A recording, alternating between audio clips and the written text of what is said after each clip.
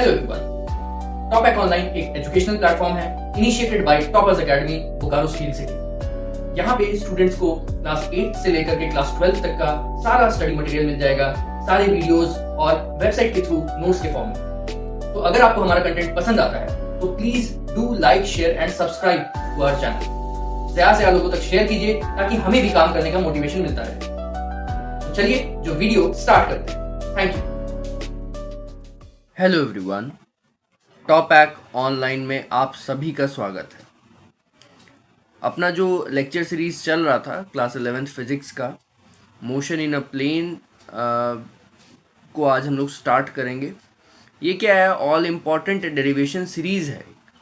मतलब इसमें क्या है ना, हम लोग पढ़ेंगे जितना भी इम्पॉर्टेंट डेरिवेशंस होता है क्लास 11th में, हर एक चैप्टर में, क्लास 12th का हर एक चैप्टर में पूरा हम लोग कवर करेंगे। और आज हम लोग एक नया चैप्टर का डेरिवेशन शुरू करने वाले हैं, motion in a plane.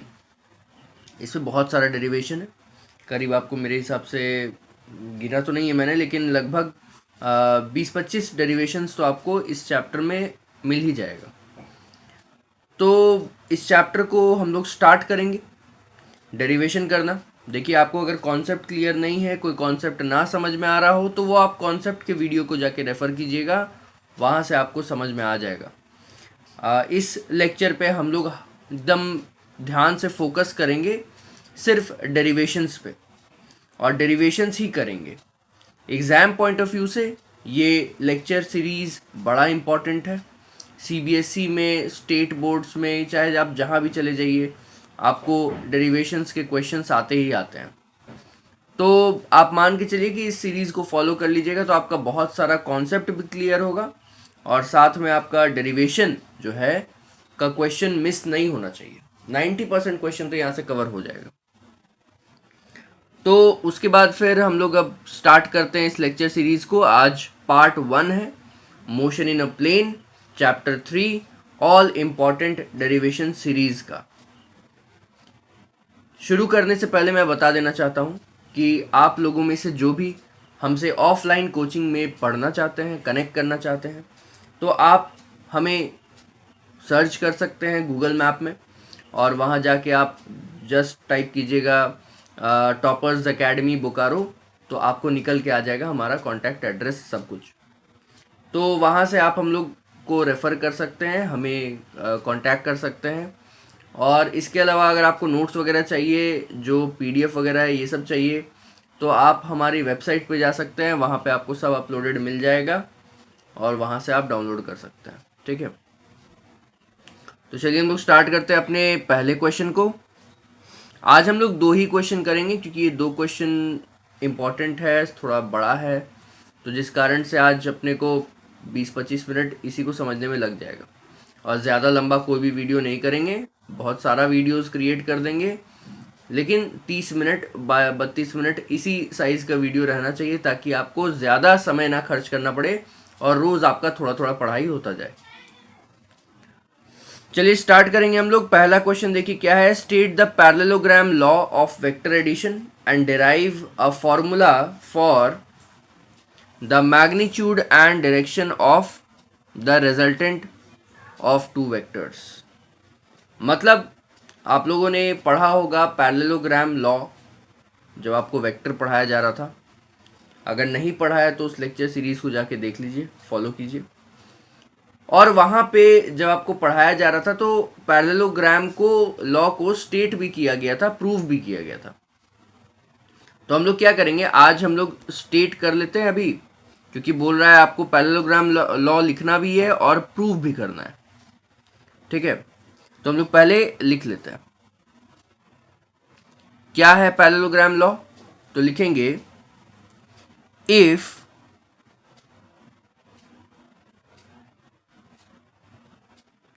two vectors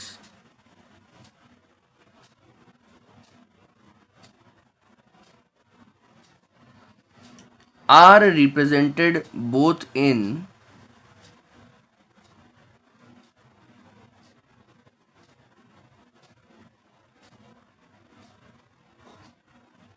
are represented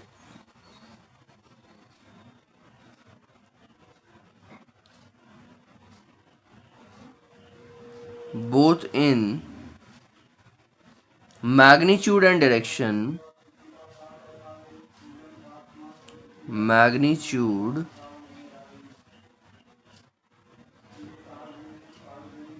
and direction,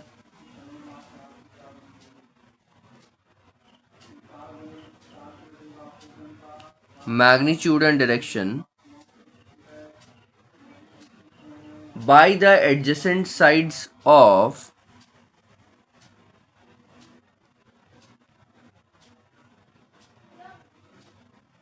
by the adjacent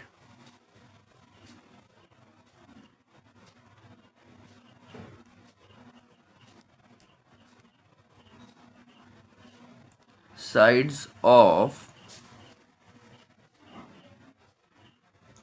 a parallelogram drawn from a point, a parallelogram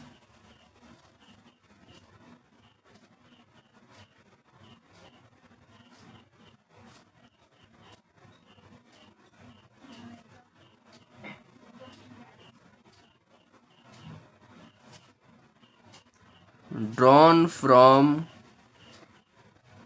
a point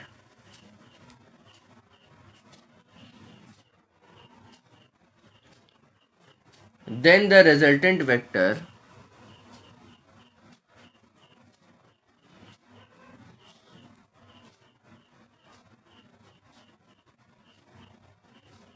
then the resultant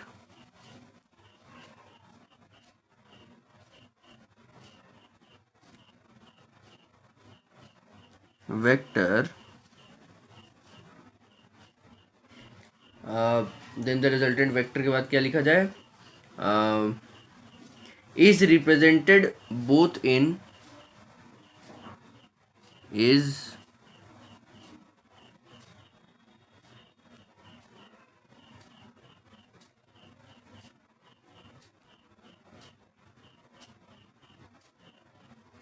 represented both in magnitude and direction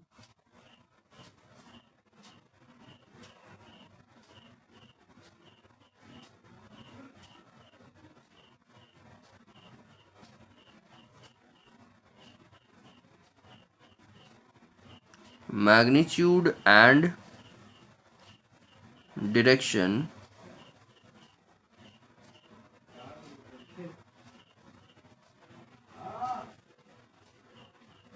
by the diagonal of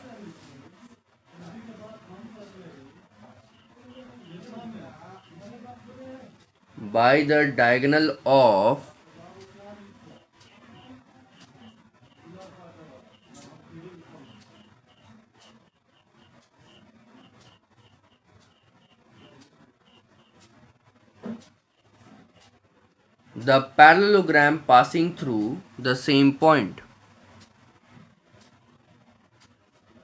The parallelogram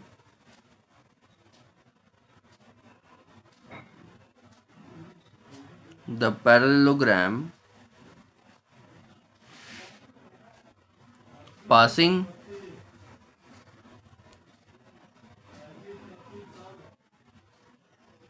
through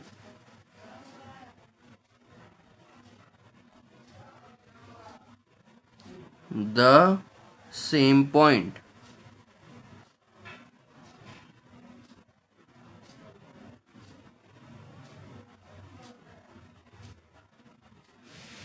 ठीक है, तो ये आपका parallelogram law पूरा मैंने लिख दिया है.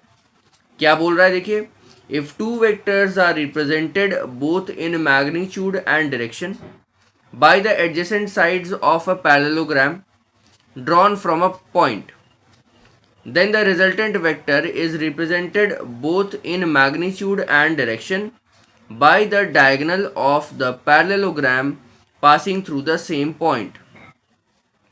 तो ये आपका पूरा स्टेटमेंट है जो इस लॉ को, पैरेललोग्राम लॉ को दिखा रहा है। अब इसी स्टेटमेंट को हम लोग क्या करेंगे, डायग्राम के थ्रू रिप्रेजेंट करेंगे और प्रूव करेंगे। ठीक है, चलिए हम लोग स्टार्ट करते हैं। एक डायग्राम लेते हैं।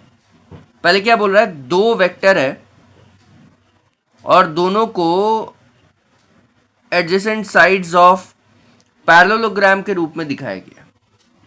अब भाई दो वेक्टर है, मान के चलते हैं ये जो है ए वेक्टर है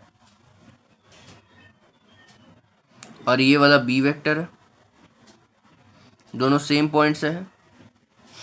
ठीक है, और अगर ए वेक्टर का सेम वेक्टर हमको बी के हेड से बनाना हो तो कुछ ऐसा बन जाएगा।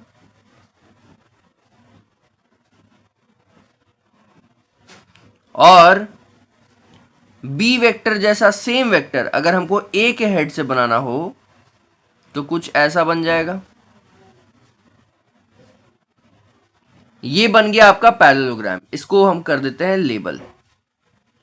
यहां पे लिख देते हैं एम, ये एन, ओ और ये वाला हो गया पी। अब ये जो M और P है इसको थोड़ा और एक्सटेंड कर देते हैं आगे तक और इसको हम ले जाते हैं Q तक। ठीक है, सॉरी। अब क्या है, यहां पे हम लोग ये जो दो वेक्टर है ना, अपना A वेक्टर और B वेक्टर, दोनों के बीच का एंगल जो है थीटा मान लेते हैं।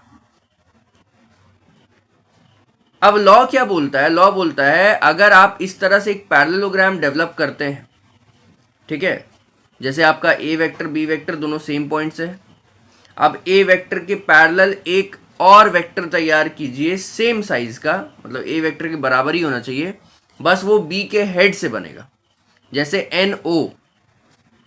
और वैसे ही बी वेक्टर का सेम साइज का एक और वेक्टर तैयार कीजिए जो कि P के मतलब M और P के मतलब A के हेड से बनेगा, तो PO हो गया। और ये एक पैरेललोग्राम तैयार हुआ, तो इसमें आपका जो रिजल्टेंट बनेगा ना वो डायगोनल के बराबर होगा, जो डायगोनल A और B के बीच से होते हुए निकल के ऑपोजिट पॉइंट को जोड़ेगा। जैसे M है बीच में, M से निकलते हुए ये जोड़ रहा है O को, ये आपका रिजल्टेंट वेक्टर आएगा। ठीक है, अब इसी रिजल्टेंट वेक्टर का मैग्नीट्यूड निकालना है अपने को। रिजल्टेंट वेक्टर इक्वल टू कितना हो जाएगा, ए वेक्टर प्लस बी वेक्टर। और ये है डायरेक्शन, क्योंकि भाई वेक्टर है, वेक्टर के लिए अपने को डायरेक्शन ही बताना है। तो डायरेक्शन बताने के लिए हम लोग ए से एक एंगल लेंगे अल्फा। तो हम लोग लास्ट में अगर अल्फा निकाल लेते हैं, अल्फा का एक्सप्रेशन, तो हम लोग लास्ट में ये बोल सकते हैं ना कि जो ए वेक्टर है ना वहां से अल्फा एंगल पे जो अपना रिजल्टेंट है वो वेक्टर बन रहा है। तो इससे डायरेक्शन भी पता चल जाएगा। तो चलिए हम लोग स्टार्ट करेंगे इस प्रूविंग को। प्रूविंग करने के लिए हम लोग थोड़ा सा और कंस्ट्रक्शन कर लेंगे। आपको थोड़ा सा बैकग्राउंड से वॉइस आ रहा होगा तो उसके लिए मैं माफ़ी चाहूँगा। आपको अभी थोड़ा त्यौहार चल रहा है तो जिस कारण से आपको थोड़ा सा डिस्टर्बेंस हो सकता है। आप लोग सिर्फ मेरे आवाज़ पे फोकस कीजिएगा तो आपका जो भी है प्रॉब्लम्स वो सॉर्टेड रहेगा, आपको प्रॉब्लम नहीं आएगा। तो यहाँ पे देखिए हम लोग क्या करेंगे, एक वेक्टर तैयार करेंगे ओ से, सॉरी थोड़ा सा नीचे कर देते हैं इसको।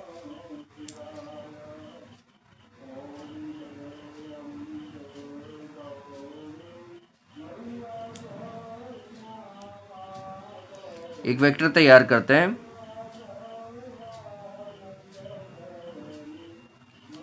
ओ से लेकर के हम लोग ले लेते हैं इसको, ए बी हो गया, सब कुछ हो गया, O P Q R R S, S ले लेते हैं, चलिए एस पॉइंट है ये। अब ये जो ओ एस है ना ये परपेंडिकुलर हम बनाए हैं जो अपना एम और क्यू लाइन है उससे परपेंडिकुलर है ओ एस। अब थोड़ा हम लोग एक बात करते हैं कि पाइथागोरस थ्योरम लगाएंगे हम लोग कौन से ट्रायंगल में, तो हम लोग लगाएंगे ओ एस एम वाला जो ट्रायंगल है उस पे। तो लिखेंगे बाय अप्लाइंग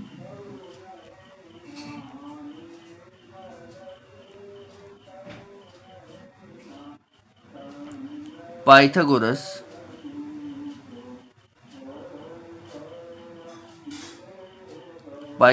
थ्योरम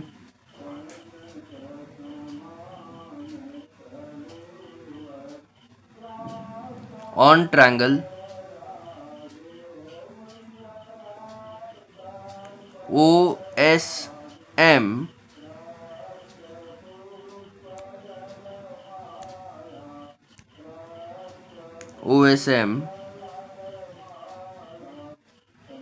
पाइथागोरस लगाने से मतलब क्या होता है कि भाई हम बोल सकते हैं कि हाइपोटेनस का स्क्वायर इक्वल्स टू परपेंडिकुलर का स्क्वायर प्लस बेस का स्क्वायर। अब यहां पे OSM को ध्यान से देखिए, हाइपोटेनस क्या है, MO दिख रहा है ना, यहां से यहां तक MO, तो यहां पे हाइपोटेनस हो गया MO का स्क्वायर।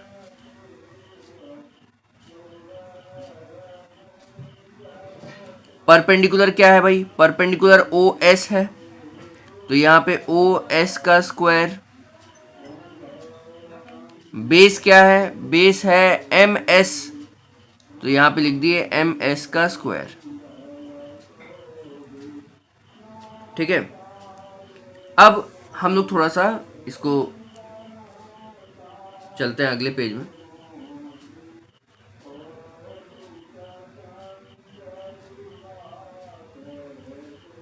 ठीक है, थोड़ा हम स्क्रीन के इस एरिया में एक आपका फोटो लगा दे रहे हैं ताकि आपको पता चले।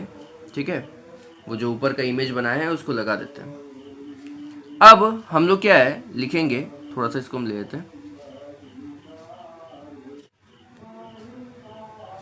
MO के जगह पे R लगा सकते हैं। OS और MS इसको थोड़ा सा रिजॉल्व करना पड़ेगा। हम लोग क्या ऐसे लिख लेते हैं, पहले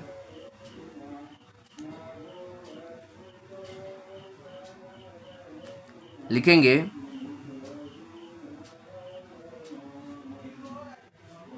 एक मिनट, यहीं पे लिखते हैं। चलिए देखिए, सबसे पहले क्या दिख रहा है ना अपने को कि जो अपना एंगल है A वेक्टर और B वेक्टर के बीच में, वही सेम एंगल यहां पे भी होगा, यहां पे भी होगा, थीटा है ना, सेम एंगल होगा। क्या रीजन है भाई, क्योंकि देखिए PM और ऊपर क्या है N, देख लेते क्या है। ये जो PMN एंगल है ये कोरेस्पॉन्डिंग है ना SPO के। देखिए पैरेलल लाइंस है ना, OP और MN, पैरेलल लाइंस में कोरेस्पॉन्डिंग एंगल्स इक्वल होता है।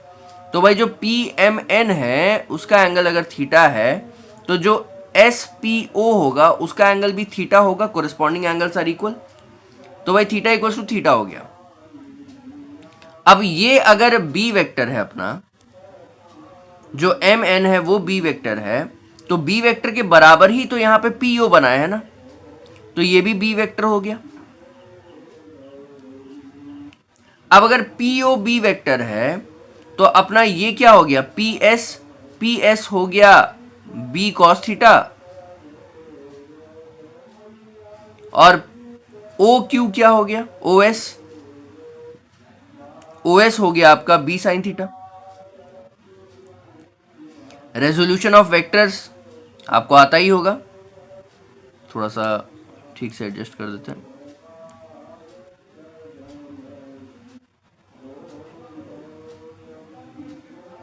B sin थीटा है ना, OQ हो गया, OS हो गया आपका B sin थीटा, और PS हो गया आपका B cos थीटा। अब ये कैसे किए हैं, अगर आपको ये बात क्लियर नहीं हो रहा है तो आप रेजोल्यूशन ऑफ वेक्टर्स का वीडियो देखिए, वहां से आपको क्लियर हो जाएगा। अभी हम मोटा मोटी आपको बात बता देते हैं कि जब कोई वेक्टर अपने को पता होता है और उसका एक एंगल थीटा, जैसे मान लीजिए ये PO है ना, B वेक्टर PO, अब PO से दो एंगल सट रहा है, एक होता है SPO और एक होता है जो POS है, जो ऊपर है, ये वाला, ठीक है। ये दोनों एंगल सट रहा है। अब ये दोनों जो एंगल है ना, इसमें से जो भी गिवन एंगल होता है उसके सामने जो भी अपना साइड सटा हुआ रहता है उसको कॉस थीटा लगा के लिखते हैं, और जो दूर वाला साइड होता है उसको साइन थीटा लगा के लिखते हैं। जैसे यहाँ पे B के साथ थीटा सटा हुआ है, ये वाला, और ये थीटा दूसरा कौन सा साइड से सटा हुआ है, PS से। तो भाई PS अपना हो गया कॉस थीटा, मतलब B कॉस थीटा, और थीटा के दूर कौन सा साइड है, OS ये वाला है। ये OS हो गया अपना साइन थीटा, मतलब B साइन थीटा, ठीक है।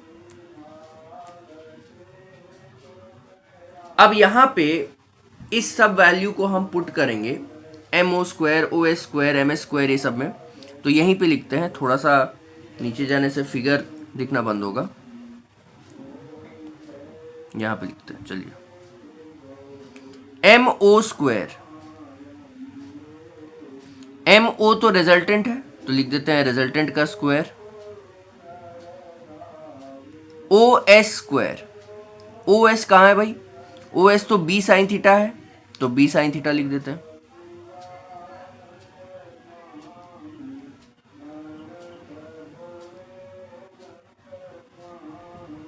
B साइन थीटा का स्क्वायर, और MS का स्क्वायर। अब MS में देखिए दो चीज है, एक है MP और एक है PS। MP हो गया A और PS हो गया B cos थीटा। तो MS को हम लिख सकते हैं A plus B cos theta,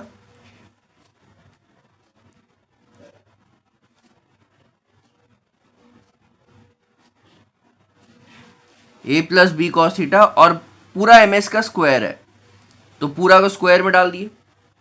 ये अपना एक्सप्रेशन निकल के आ गया जो पाइथागोरस थ्योरम से हम लोग निकाले। अब हम लोग करते हैं सॉल्व।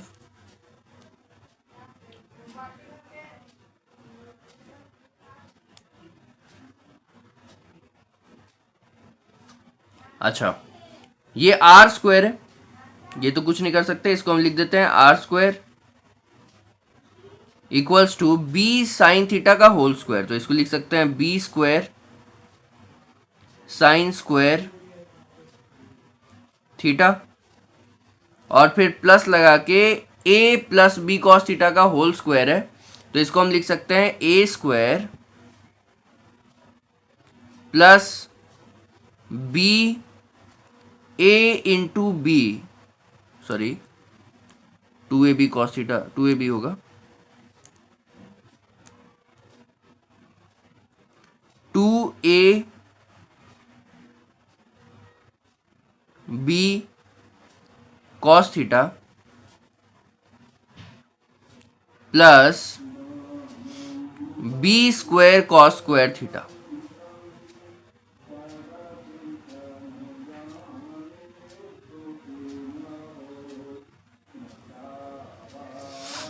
अब अगर हम लोग ये b square sine square theta और b square cos square theta में से बी स्क्वायर कॉमन निकाल दें तो क्या बन जाएगा, देखते हैं।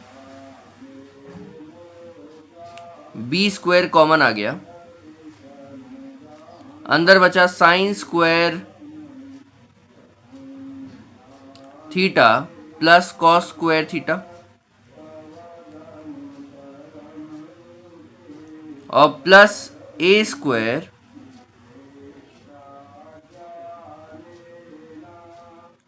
Plus 2ab cos theta.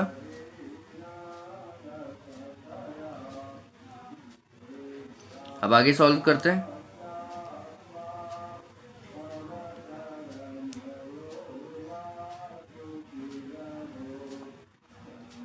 अब sine square theta plus cos square theta तो 1 होता है, तो बी स्क्वायर इंटू 1 करेंगे तो 1 ही बी स्क्वायर रह जाएगा। लिखते हैं are square equals to A square, ठीक है। या बी स्क्वायर ब्रैकेट में sine square theta plus cos square theta को पूरा सॉल्व कर दिए तो आया सिर्फ बी स्क्वायर। अब बी स्क्वायर इंटू 1 आया तो इंटू 1 क्या लिखेगा, वो बी स्क्वायर ही तो रहेगा। और फिर आया 2ab कॉस थीटा।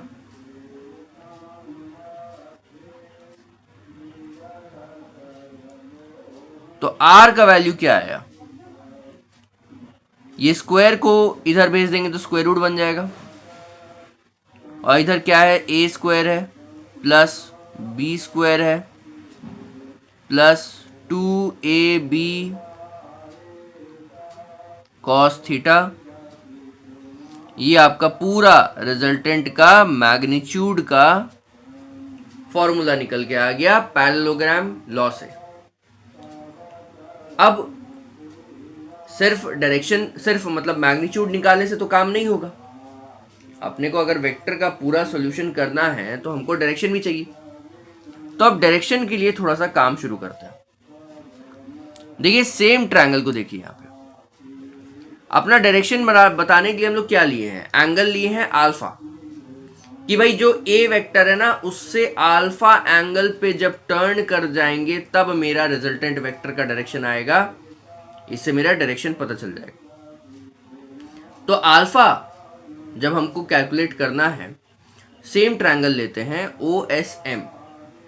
अगर हम बोलते हैं कि tan अल्फा, भाई tan ही क्यों लिए, क्योंकि यहाँ पे हाइपोटेनस में रिजल्टेंट है, और रिजल्टेंट तो हम लोग को निकालना है ना, रिजल्टेंट तो निकालना है, दिया थोड़ा ना हुआ है। तो जो चीज दिया हुआ है उसी से हमको सॉल्यूशन करना होगा एंगल का भी। तो हम लोग लिखेंगे tan लेंगे, क्योंकि परपेंडिकुलर और बेस का जो चीज है ना सारा, मतलब b sin थीटा हो गया, फिर नीचे a और b cos थीटा हो गया, ये सब गिवन है। तो हम लोग लिखते हैं ट्रायंगल का नाम क्या है, OSM।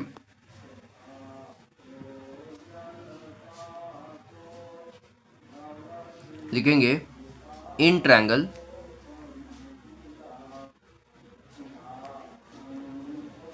OSM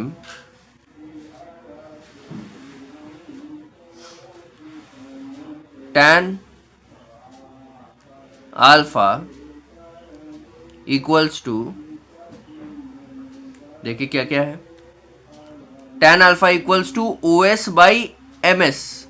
OS by MS, देखिए जो OSM ट्रायंगल है उसमें अल्फा के ऑपोजिट में OS है, तो ये परपेंडिकुलर, और अल्फा से सटा हुआ MS है तो वो बेस है ना। क्लास 10th में इतना बेसिक ट्रिग्नोमेट्री आपको आता होगा।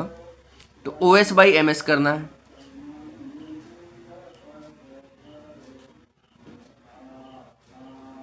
OS by MS।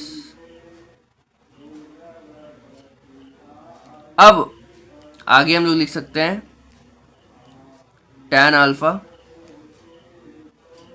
Equals to OS की जगह b साइन थीटा, दिखा देते हैं आपको।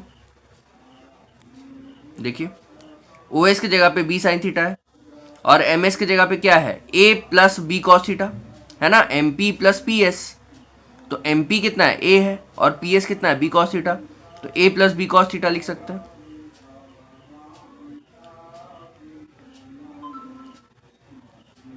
तो OS की जगह पे b साइन थीटा, और MS की जगह पे a plus b cos theta.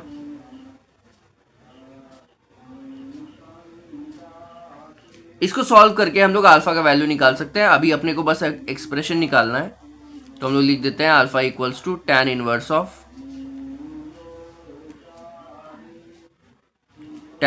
Of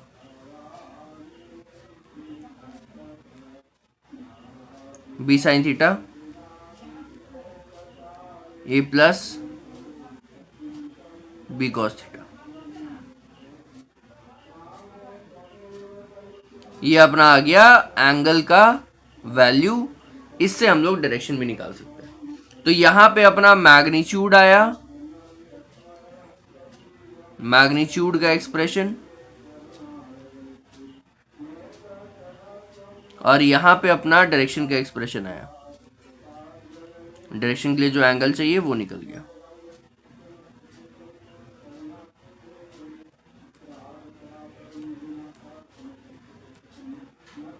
ठीक है, तो उम्मीद है कि ये पूरा डेरिवेशन आपको समझ में आया होगा।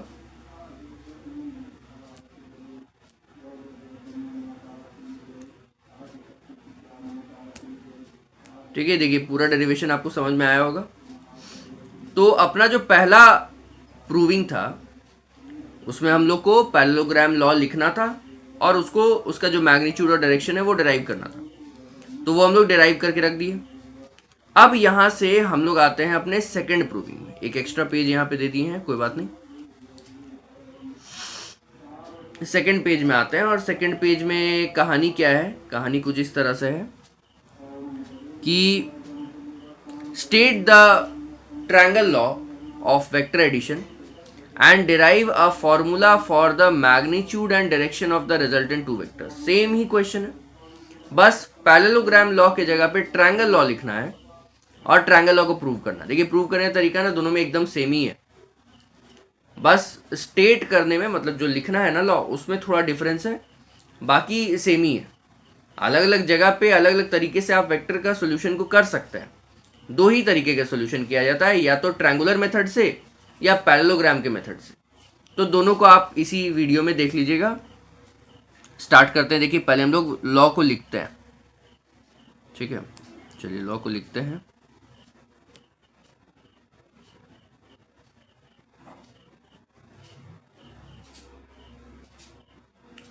लिखेंगे if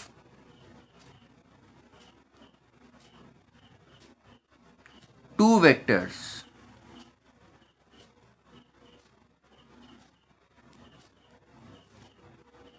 are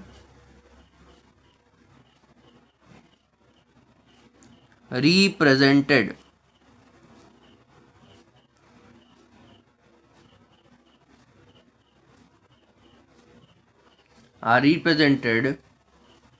both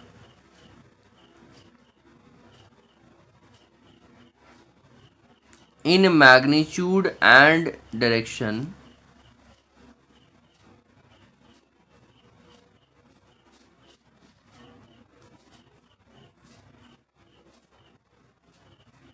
magnitude and direction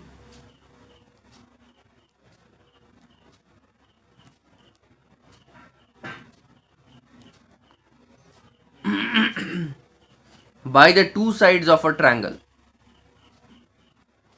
oh sorry,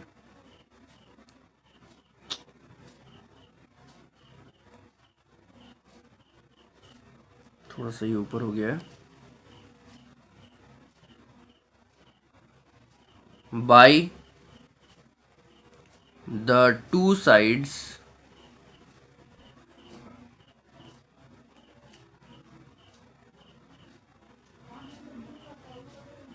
of a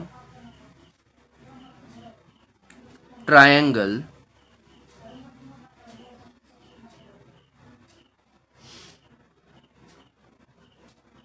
taken in the same order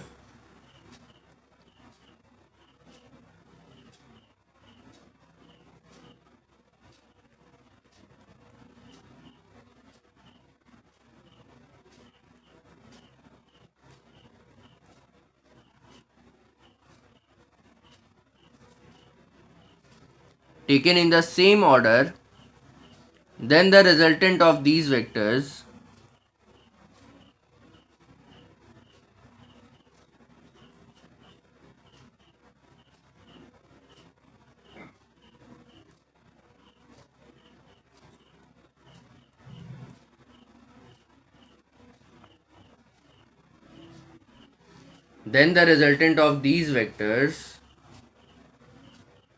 is represented both in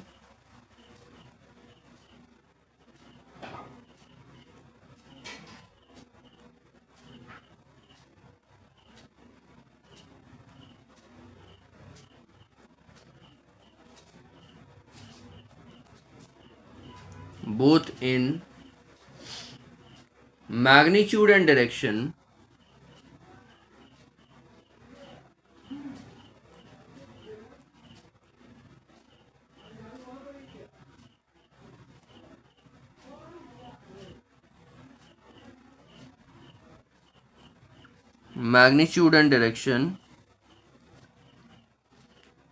by the third side of the triangle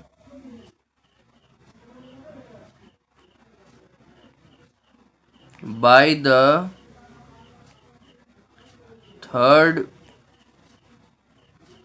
side of the triangle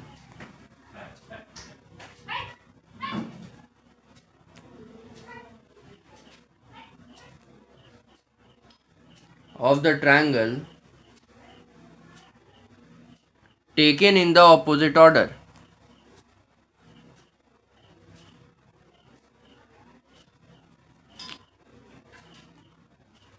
Taken in the opposite order.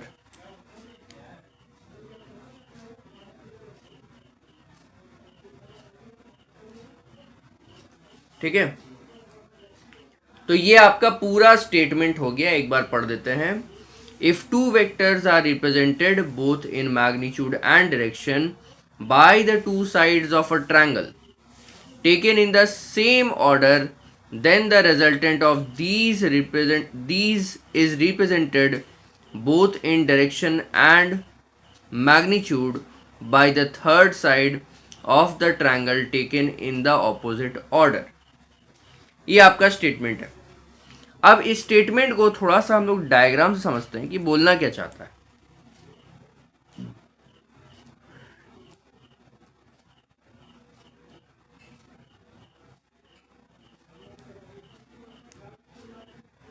देखिए, कह रहा है ना कि आपका जो vector है वो कुछ इस तरह से अरेंज्ड है. ये ए वेक्टर और इसी का अगला साइड से, मतलब इसके हेड से अगला टेल निकलेगा बी वेक्टर. बोल रहा है अगर इस तरह का अरेंजमेंट है तो आपका रिजल्टेंट वेक्टर क्या होगा. ये था स्टार्टिंग पॉइंट और ये था एंडिंग पॉइंट. ये स्टार्टिंग पॉइंट से लेकर के अगर हम डायरेक्ट एक सीधा लाइन बना देते हैं एंडिंग पॉइंट तक, फाइनल पॉइंट तक, तो ये आ जाता है अपना रिजल्टेंट वेक्टर. और रिजल्टेंट वेक्टर हमेशा क्या होता है, ए वेक्टर प्लस बी वेक्टर. दोनों वेक्टर को ऐड करेंगे.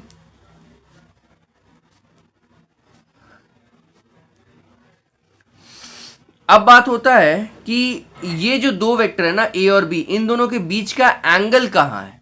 दो वेक्टर्स के बीच का एंगल तो आप लोगों ने पढ़ा होगा कि जब आपको दो वेक्टर्स के बीच का एंगल चाहिए होता है तो या तो दोनों का टेल टेल सटाना है या हेड हेड सटाना है. तो भाई इस ए वेक्टर को हम थोड़ा सा एक्सटेंड करके यहाँ पे ऐसे बना लेंगे. ये भी ए वेक्टर ही है. अब सट गया यहाँ पे टेल, है ना, ये पॉइंट पे, और यहां पे बन गया आपका एंगल थीटा जो दोनों के बीच का एंगल है. लेबलिंग कर लेते हैं. ये अपना हो गया P, ये हो गया O, ये है N, ये है M, और एक, अच्छा इसको थोड़ा सा लेवल चेंज करते हैं. इसको लेबल करने की कोई जरूरत नहीं है. इसमें यहां पे हम लोग M लेबल करते हैं और यहां से एक परपेंडिकुलर बनाते हैं, इसको N लेबल कर देते हैं. ठीक है ना.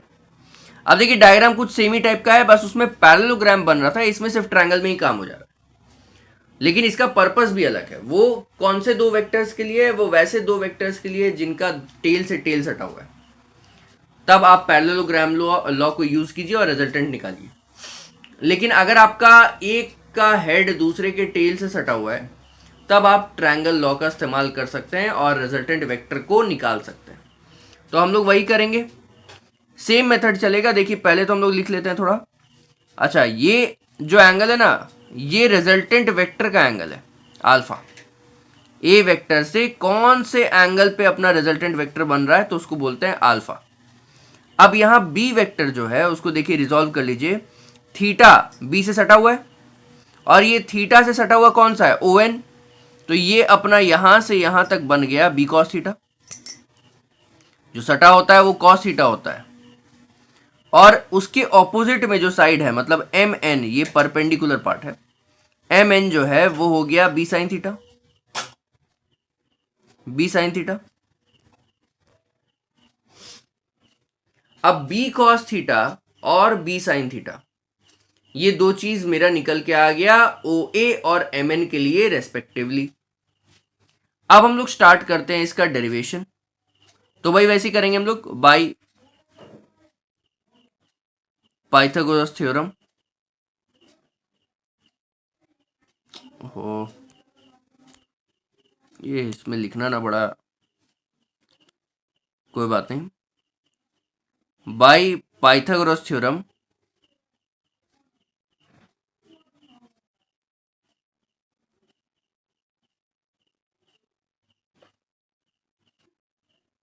इन ट्रायंगल, कौन सा ट्रायंगल लिए हैं?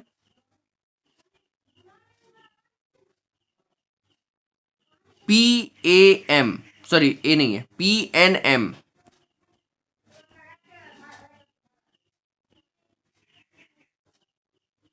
P N M. अब क्या है इसमें हम लोग बोल सकते हैं कि भाई हाइपोटेनस का स्क्वायर इक्वल्स टू पी का स्क्वायर प्लस बी का स्क्वायर, यही पाइथागोरस थ्योरम है। वैल्यू पुट करते हैं, h की जगह पे यहां पे क्या है, r है, तो r लिख दिए, r का स्क्वायर। p की जगह पे क्या है, p की जगह पे लेते हैं mn, mn का स्क्वायर। और b की जगह पे pn का स्क्वायर, pn का स्क्वायर। अब r स्क्वायर तो ठीक है अपना, एम एन की जगह पे देखिए बी साइन थीटा लगा सकते हैं ना, दिख रहा होगा आपको यहाँ पे एम एन की जगह पे बी साइन थीटा, तो बी साइन थीटा का square plus P N. P N में देखिए क्या है, ये है ए पी ओ के लिए, और ये है बी कॉस थीटा जो ओ ए के लिए है, सॉरी ओ एन के लिए है। तो पी एन क्या हो गया, ए प्लस बी कॉस थीटा, दोनों को जोड़ देंगे, ये दोनों को जोड़ देंगे तो बन जाएगा।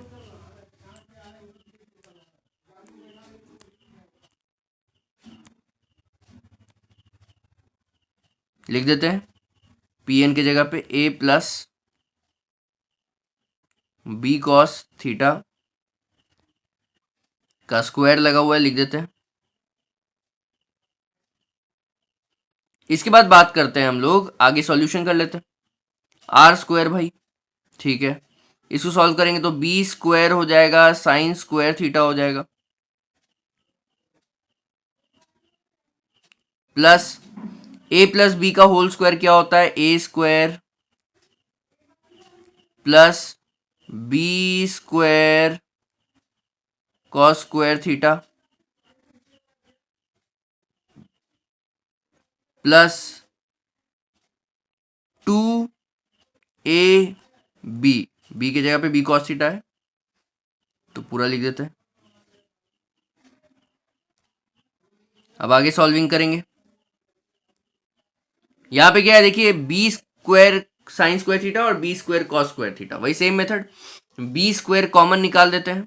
तो पहले हम लोग लिख देते हैं ए स्क्वायर, वो तो अपना ठीक है अपने जगह पे, बी स्क्वायर कॉमन निकाल दो, तो अंदर क्या बचा, sine square theta plus cos square theta, थोड़ा सा ऊपर कर देते हैं,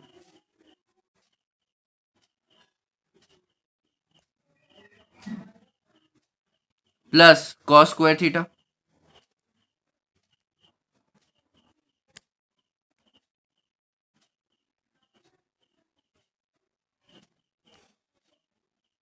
ठीक है, ब्रैकेट बंद, और लास्ट में एक 2ab कॉस थीटा है उसको भी लगा देते हैं,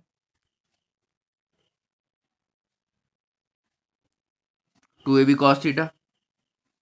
अब यहां पे अगर हम sign square theta plus cos square theta को देखें तो 1 हो जाएगा, तो बी स्क्वायर इंटू 1 करेंगे तो बी स्क्वायर ही रह जाएगा। तो अपना B square into sine square theta plus cos square theta, तो बी स्क्वायर ही रह गया। तो हम लोग R square equals to A square plus B square plus 2ab cos theta कर सकते हैं। ठीक है, थोड़ा सा नीचे करके अब इसको सॉल्व करते हैं। अब आर निकालना है अपने को, आर निकालना है तो हम लोग लिख सकते हैं आर इक्वल्स टू, ये आर स्क्वायर हटाएंगे तो दूसरी तरफ जाके स्क्वायर रूट बन जाएगा, और ये हो गया a square plus B square plus 2ab cos theta, है ना। ये अपना आ गया आर का मैग्नीट्यूड का वैल्यू, है ना, मैग्नीट्यूड आ गया। एक मिनट,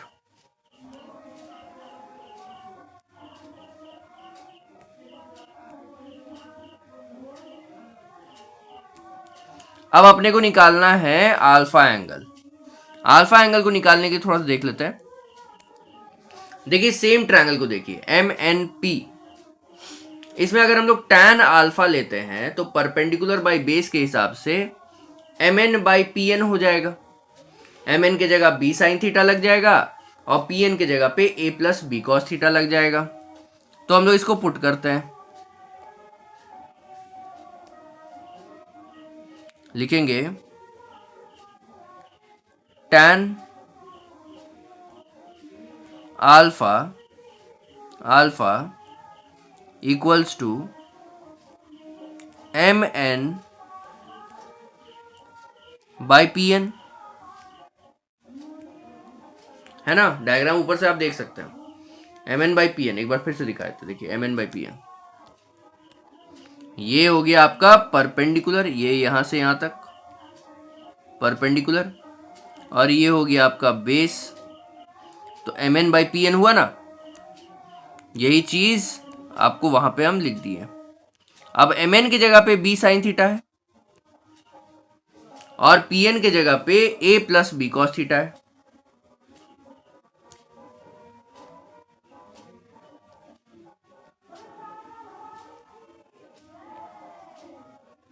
एम एन के जगह पे पी साइन थीटा पहले लिख लेते हैं, tan alpha equals to B sine theta whole by P N के जगह पे A plus B cos theta, है ना। अब क्या इससे हम लोग अल्फा का वैल्यू निकाल सकते हैं, लेकिन अभी को सिर्फ एक एक्सप्रेशन निकालना है अपने को। तो हम लोग alpha equals to tan inverse कर देते हैं इधर लाके, tan inverse B sine theta by A plus B cos theta,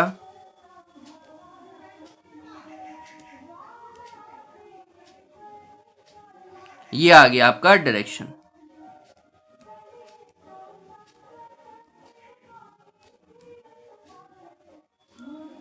direction तो दोनों ही चीज आपका प्रूव हो गया है, और इसी के साथ हम लोग का ये वाला वीडियो का दोनों क्वेश्चन कंप्लीट हो गया है।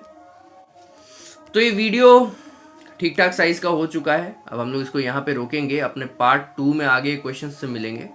इस लेक्चर सीरीज में ना इस वाले चैप्टर में थोड़ा सा बड़ा बड़ा लेक्चर्स थोड़ा सा बड़ा बड़ा जो आपका डेरिवेशंस है वो है, तो जिस कारण से हो सकता है एक वीडियो में आपको 2 या 3 ही सॉल्यूशन मिले, लेकिन ऑल इन ऑल हम लोग 8-10 वीडियो बनाएंगे और कंप्लीट करेंगे। एक वीडियो को बहुत ज़्यादा लंबा करने से कोई बेनिफिट नहीं है, तो इसीलिए छोटा और काम का ये दो चीज़ अपने को मेंटेन करना है, क्वालिटी और इतना क्वांटिटी जितना आपके दिमाग में एंटर कर पाए। ज़्यादा डेरिवेशन कर देंगे एक बार में तो क्या है, अपलोडिंग में भी मुश्किल होता है हमको, और दूसरा चीज़ है कि आप लोग को समझने में भी हो सकता है मुश्किल होगा, क्योंकि दिमाग का भी एक एबिलिटी है कि कुछ देर तक सही से काम करेगा, उसके बाद थोड़ा सा बोर लगने लगता है। तो इसीलिए हम लोग नेक्स्ट पार्ट में अपना नेक्स्ट जो डेरिवेशंस है उसको करेंगे। तब तक आप लोग क्या कीजिए, इसको रिवाइज करिए, पढ़ते रहिए, आगे बढ़ते रहिए। Thank you.